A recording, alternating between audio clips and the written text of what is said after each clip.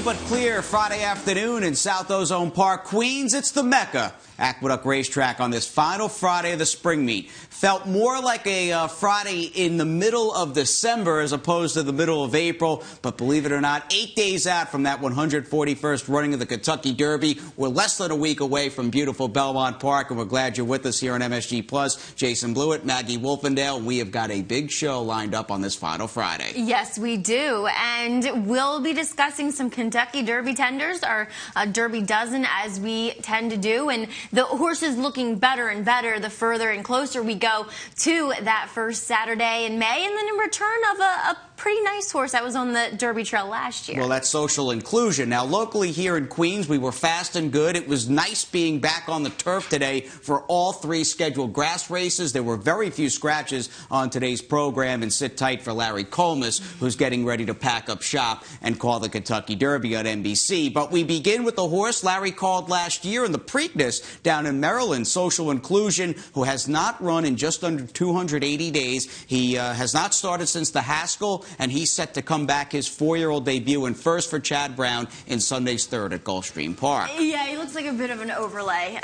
in this earlier, sorry, lays over this field, I should say. Just looking at the horses that he ran with, I mean, he did literally run with the best 3-year-olds in the country last year, Jay, and he goes to such a high percentage guy as Chad Brown. Looks as though he's been working flawlessly there at Palm Meadows, and Chad really likes this horse. Takes the blinkers off as well for his return. We lost a potential and likely Met Mile starter last weekend in the form of Shared Belief. We hope we pick one up Sunday with the big return of the races in Social Inclusion, who, regarding the raw talent scale, is a 10 out of 10. I mean, he was breathtaking when he was good. His connections at the time got a bit overambitious in my book, kind of forced him into the Preakness, took a shot in the Haskell, and he just went bad. I hope the connections leave Chad alone, let him do what he does best, and Social Inclusion, I think, will do the rest, and hopefully he's got the Metropolitan Mile on his radar screen. One guy that hopes to get back to the Met Mile on that Belmont Stakes undercard is trainer Todd Pletcher, who of course won it last year in front of 100,000 plus with Palace Malice. And Todd is readying what looks like a 4-horse entry, if you will,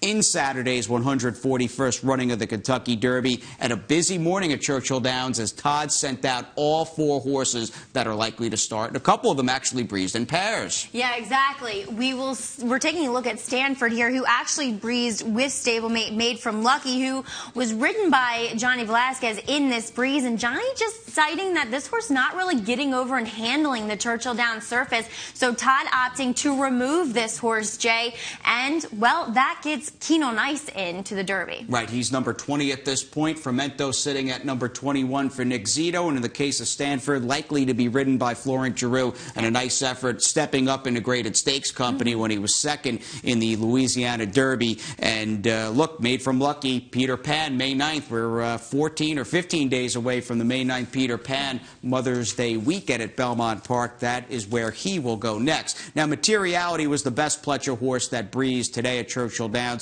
He breezed in company with It's a Knockout. How do you like that? You get the Fountain of Youth winner and the Florida Derby winner working in company. Yeah, and they really sizzled around the Churchill Downs surface. 47-4 is what they were taking in, and I think galloping out in 114 for the 6 furlongs, and a really, really nice breeze to prep this undefeated horse. So Materiality kind of heading into the Derby, looking as though maybe the strongest. I mean, people will argue that with Carpe Diem, and Carpe looking as though he will have a breeze tomorrow at Keeneland. We hope they sidestep any sort of rain or inclement weather on opening night, 6 p.m. first post of the Saturday card at Churchill Downs. Our good buddy Travis Stone will be in the booth at Churchill, and Todd Pletcher again moving up 4 workouts today, 3 horses that are bound for the Kentucky Derby in 8 days. And the same can be said as we get into Friday's Derby dozen. Rick Vowett Jr., a hardy New York bred with a lot of seasoning in the form of Upstart. He's run fast, he's been top class, and he is the subject tonight here on MSG Plus, a 3-time winner from 7 starts. What do you like about Upstart? Just that he shows up each and every time, Jay, and he's developed so nicely. And I think it was tough, as we'll check out his win here at Saratoga. And, you know, I think it was tough last time out in the Florida Derby because it was such a tiring track. You could see both of those horses just laboring. Materiality got the jump on Upstart, and Upstart just seems like a horse who will relish the Churchill Downs going. He likes a tight track, and I mean his connections are high on him, and how could they be not?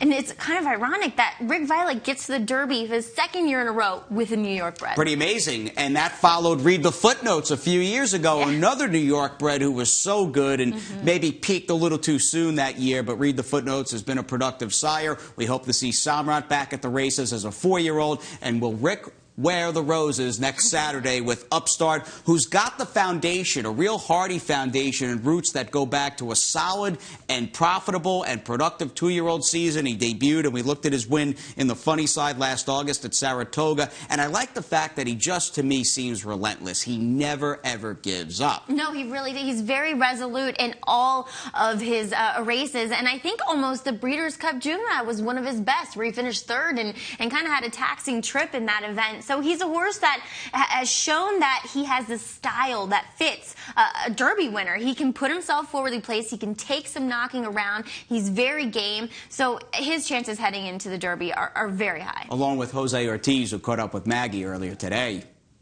Jackie Jose Ortiz, who's looking forward to his second Kentucky Derby, only 21 years old. Jose, there are guys twice your age that haven't even ridden in a Derby.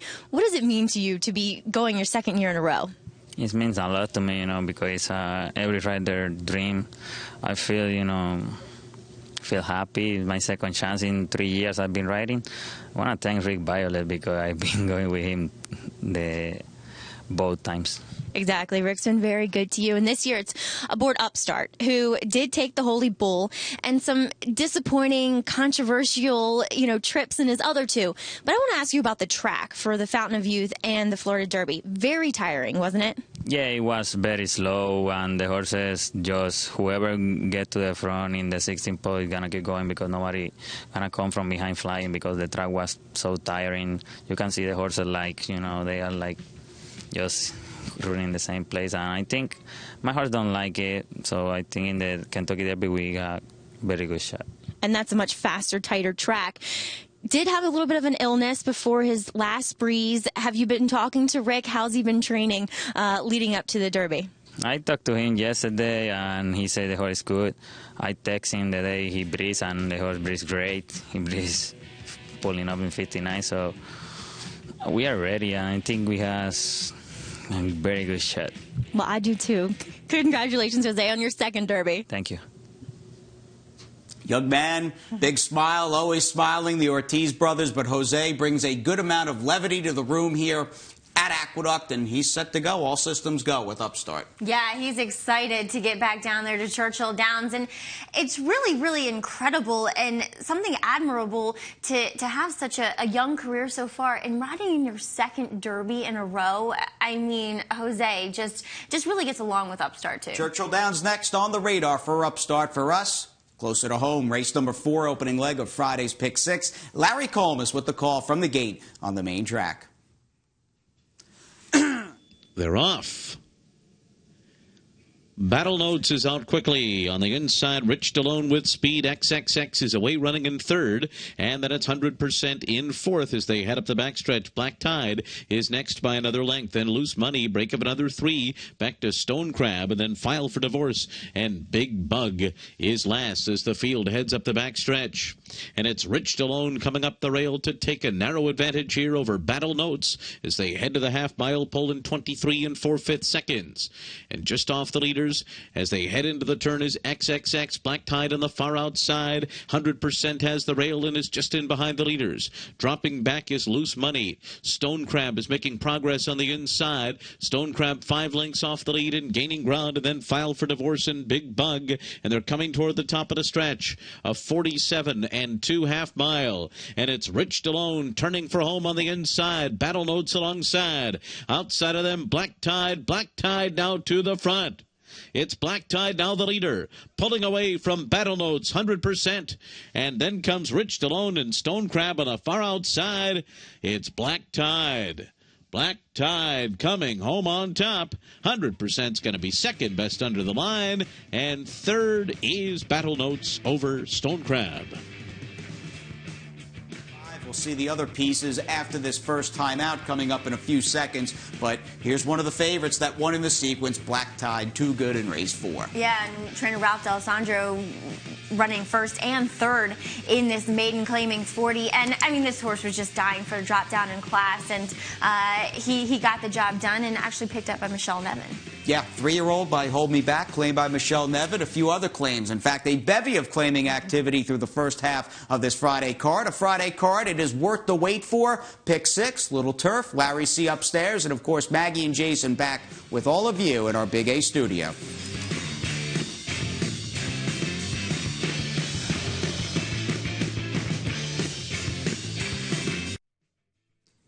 Opening week at Belmont Park, April 29th, this coming Wednesday. That card will be drawn on Sunday. Looking forward to getting over to beautiful Belmont Park. A big opening week that coincides with Kentucky Derby Week at Churchill Downs lined up. 3 stakes on that opening Saturday card, Derby Day at Belmont Park, including the Westchester with Palace Malice. Oh, I can't wait to get Palace back on the racetrack, defending champ of this race. So, really excited. All right, let's move on. Larry Comas once again, the call, race number 6, Friday's late pick 4. We hit the turf, listed as good, and we've got a big field ready to rock and roll.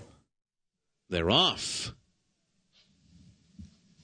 Irish Jade goes out of there quickly, but now from the outside, here come Mr. Dooley, Futurazzo, and these two are going to take over. 3 for Me will settle into stride, running in third on the inside. Brink of another 4, and they're followed by Rontos, New York, outside of Prophet's Cat. Irish Jade is next, and then to the outside, it's Hudson Miracle.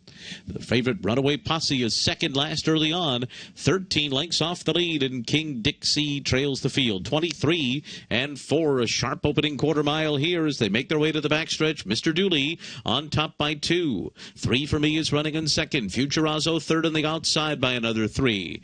And then it's Prophet's Cat. Rontos, New York to the outside. They're being followed by Hudson Miracle. Irish Jade is after that. Runaway Posse continues to be penultimately placed in the run up the backstretch. 11 lengths off the lead. And the trailer is King Dixie. They went 49 seconds flat for the first half mile. And Mr. Dooley leads the way at 33-1 as the field heads for the far turn, and now it's up to a 3.5 length lead. 3 for Me and Futurazzo heads apart second and third, and then comes Prophet's Cat to the inside. Rontos, New York is after that. They're being followed by Hudson Miracle, who's still about 6 behind but beginning to move. Work to do for Runaway Posse. Irish Jade is down on the inside, and then comes King Dixie, 3/4 and 1, 14 and 2. They're into the stretch, and Mr. Dooley's going to try to keep on going, but here comes 3 for Me. 3 for Me runs by. Runaway Posse's coming too. And up the rail, Irish Jade is also charging. 3 for Me in front. Runaway Posse second to the outside. Irish Jade is down toward the rail. It's 3 for Me and Runaway Posse down to the line together. And it's going to be 3 for Me to beat Runaway Posse. Irish Jade was third. Prophet's Cat. 3 for Me gets the money in this one. Cornelia Velasquez, very game and gritty, getting this horse who broke from the inside post. Yeah, he was rank as we're checking out now. He was very, very rank in the early stages of that race and still had enough left in the tank for Cornelio towards the end of the race. Now, this is the one time I'm going to say I wish I wasn't up here. I wish Richie was up here because he could answer the question that I have. That is it some sort of like rider code on the turf that if horses are hurting and drifting that nobody claims? Because he was drifting into second place finisher Runaway Posse, and I mean that horse only lost by a head. So it was kind of an interesting and I thought worth at least a second look. Yeah, steady drip beneath and behind left-handed urging, but there was no call, no objection, no inquiry, and 3 for Me, your upset winner for trainer Steve Caceres, whose barn has picked it up over the last few weeks here at the Big A. Race number 8, we'll kick off the late double. This was the Friday feature, a good one. Some decent-looking turf fillies that spent the winter down in Florida, and Christophe Caman has got an Irish bred and Graceful Grit, who's favored in her U.S. debut, her second choice at 2-1. Chad Brown has got the 9-5 chalk, Mrs. McDougall.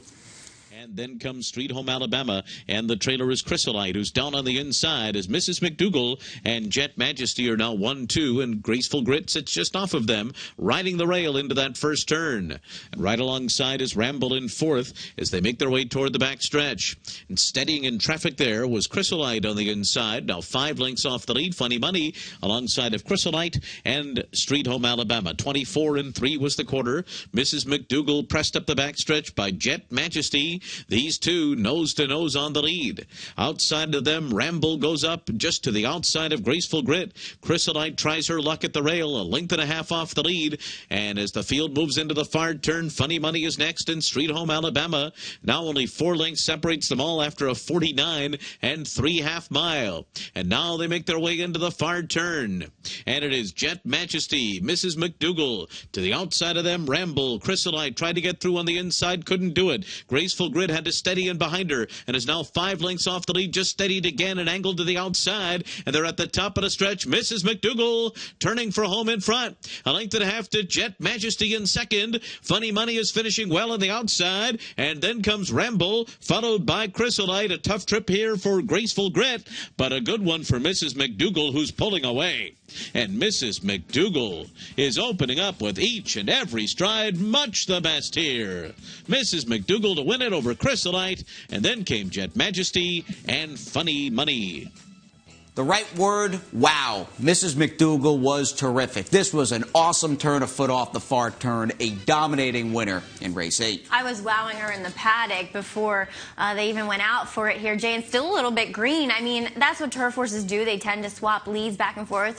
But she was actually looking. I mean, she kind of went into the rails. She kind of drifted out. But that's very promising to accelerate like that and still not running in a straight line. So I think this filly, Mrs. McDougal, has a huge future in front of her. $450,000 yearling purchase by Medaglia d'Oro for the Warrens. She's got their fuchsia silks on, best remembered as being carried by St. Liam, the horse of the year back in 05. Chad Brown, the winning trainer, and he has got a locked and loaded an arsenal of talented turf runners. He won a nice allowance race today at Keeneland, 7th race with Chocolatier, a French-bred filly who was tipped out and crushed in a good-looking U.S. win. Yeah, exactly. The one that didn't have a good-looking U.S. win was a Graceful Grit for Christoph. Bit of a tough trip, but still really didn't have anything to give in the lane, and maybe she just needed the race. So we'll see.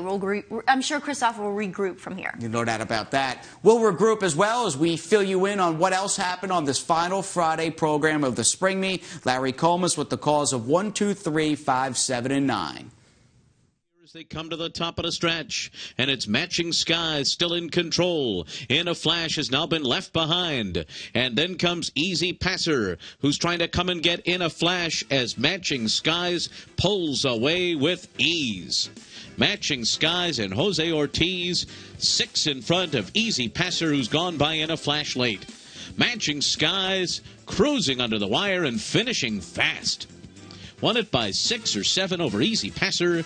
In a Flash was third. 3 in the end of the stretch. Indy Gita on the outside to the front.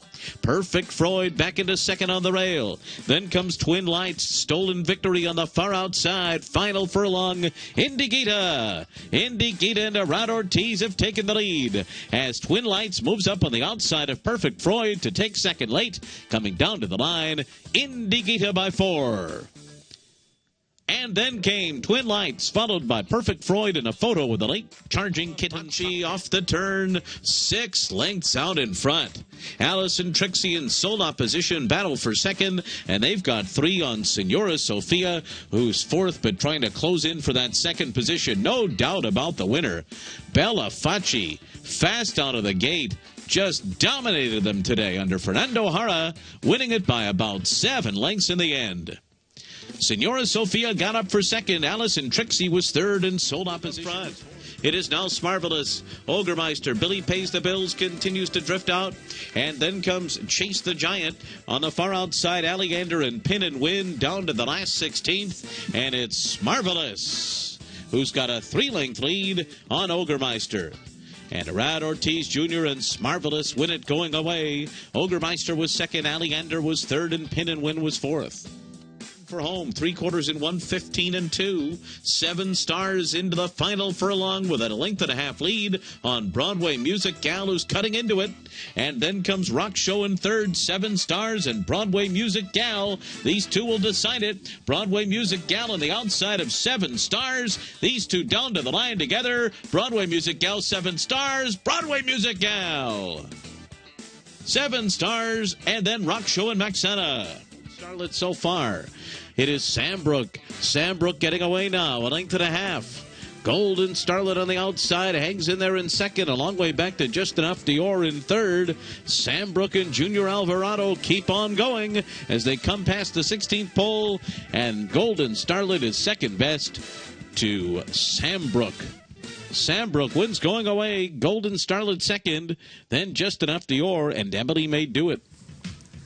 Good things come to those who wait, and Sambrook made her 5-year-old career debut, a winning one coming up from Fairhill for Archibald Kingsley Jr., not covered in the pick six, 14,000 plus the carryover. Yeah, I wonder if we're going to see more of Archie maybe at the Belmont, because I don't necessarily remember him having horses at Fairhill. He's usually down in South Carolina and then gears up for steeplechase season, but I think he's going to stick more to the flats now that he's kind of retired himself from being a jump jockey. Oh, has he? Pretty much. Last year, he was like, I pretty much have had enough. He still gallops his own horses, but Archie's a great guy. I see his name in the program. I immediately think of Saratoga going over the jumps. That is not what I think of when I come across Phil Serpy, but he is a talented horseman as we go to our second look, and we've got Cappy with his binocs up in the booth, and we take a look at Phil Serpy off the claim for Drawing Away Stable, and Indy Gita, who was locked and loaded throughout in race number 2. I mean, I think, correct me if I'm wrong, but this is the first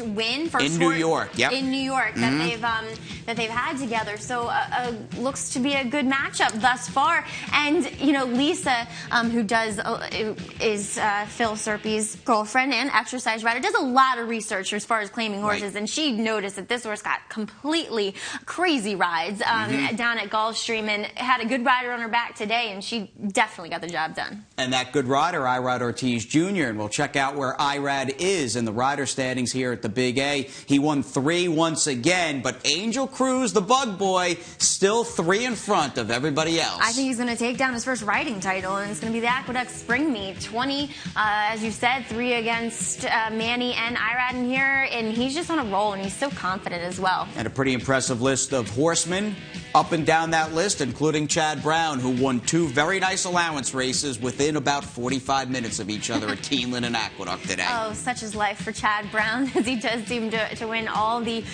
allowance and graded stakes races. But David Jacobson holding it down for those daily kind of day in and day out races, and that's what's going to win you trainer titles, and he's going to pick up another one here at the Big A. He's got those hard-hitting bread and butter types, and he's often active in the claim box. In fact, David Jacobson taking Ogremeister off Wesley Ward. 5-way shake, in fact, for Lawrence Roman, 25K. Smovolus, who won the 5th race, was claimed by Rudy Rodriguez. And there you go, Black Tide going to a new trainer today.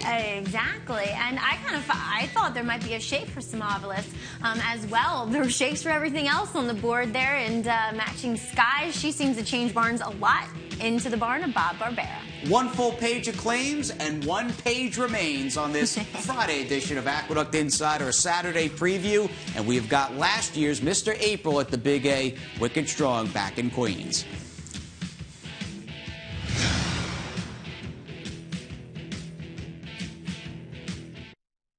A guarantee fitful of the final weekend at Aqueduct, final Saturday card. It's $250,000 the minimum in Saturday's late pick 4. Race number 6 will be the opening leg in that sequence. It's Maggie, Jason, glad you're with us. Coming down to the 16th pole on this edition of Aqueduct Insider on MSG+. And again, we talk all about the late pick 4 tomorrow with that $250K guarantee and a sequence that is anchored by the Excelsior. It goes as race number 8, and it features Wicked Strong in his 2nd start of the year. And return back to the Big A, where he took down the Wood Memorial last year in impressive fashion. We're actually going to take a look at his Jim Dandy win, which was impressive too. He's a horse that always struck me as the older he gets, the better he's going to become, Jay. And he ran against good horses last time in the Gulfstream Park handicap, and he has every right to improve off that effort. One of two in the race for trainer Jimmy Jerkins. Good to have the Wood winner back as a 4-year-old for Centennial Farms and Raji Mirage as we get to a group of horses. And there was a lot of parity in the handicap division throughout the winter on the inner track. We've got Turco Bravo, Cousin Steven, North Slope, and even Micromanage from the Stymie. Yeah, I thought Cousin Steven did do all the dirty work here. Yes, he was on the front end, but he carved out some pretty decent fractions and was very game, only to get beaten a half a length by Turco Bravo, who finally got the trip that he probably wanted. So North Slope, we'll see how he does once again running on a fast track. Jimmy J has two, as does Todd Pletcher, Micromanage, and here is Red Rifle, who's got some early speed and has run some nice races out of town. Won the Hawthorne Gold Cup last November, and he's tangled with some pretty tough horses. And had a tough trip last time out in the New Orleans handicap. That seems to be a race that's always won more towards the front end. That he was not. So we'll see how he gets over the Aqueduct course. He's a horse that really kind of doesn't really stay or run that much in New York. So that I'm a little bit leery of, Jay. Any look to FNX for Jimmy Jerkins off the 100 buyer? You like that horse? I do like that horse, and he always impresses me in the paddock. He's so big, he's so strong, and I mean, a mile and a quarter distance, he's kind of screaming out for it. Right, from 9 to 10, this race for a long time was run at a mile and a furlong. Not the case tomorrow. 1 mile and a quarter with a break right at the 8th pole on the main track at Aqueduct. 457-year post for the Excelsior, and we don't have to wait till 5 o'clock tomorrow for Andy Serling, who's standing by with who to look for in Saturday's Late Pick 4. Well, race 7 on Saturday is the second leg of the $250,000 guaranteed Pick 4. A turf race, and I think an interesting race, and there's a lot of horses that can win. Certainly a horse like Blue Pigeon's very dangerous, as well as the horse on the outside, the 12 Powerful Instinct. But I like another horse who should be a better price than them, and that's the 6, Change Will Do You Good. Now, Change Will Do You Good had a pretty good winter, actually, on the inner track, but this is a horse that started her career, or his career, out on the turf, and I thought ran well, and maybe a little bit better than it looks in some of his turf races early in his career. To me, he showed improvement over the winter, and I don't know if it was the surface. I just think he matured as a horse. Now he gets back to his right surface, a little more improvement. No reason he can't beat this field, and beat him at what should be at least a fair price. So my pick today, on Saturday, the 6. Change Will Do You Good in the 7th race. Change Will Do You Good. Medaglia d'Oro, the sire for the Bromans. We'll see how Andy's pick does in tomorrow's 7th race. Speaking of the Bromans and Medaglia d'Oro, they unleashed a good one yesterday in Bar of Gold. And we still don't know how good this filly is because she just is so visually impressive. Each and every time she does it, she just goes by the rest of her competition like they're walking. We don't know what she's faced. I don't think she's faced the top notch. Hopefully, we'll see that next time out with her. A Jim Dandy and Wood winner returns to the Big A. $250K the minimum in the Late Pick 4. We spice it up as well with the Pick 6 carryover. That'll do it. Saturday lined up here at Aqueduct. But for now, Friday is over. The flowers are still blooming, though. And Maggie and I say goodnight. We'll see you tomorrow with the first race post of 120.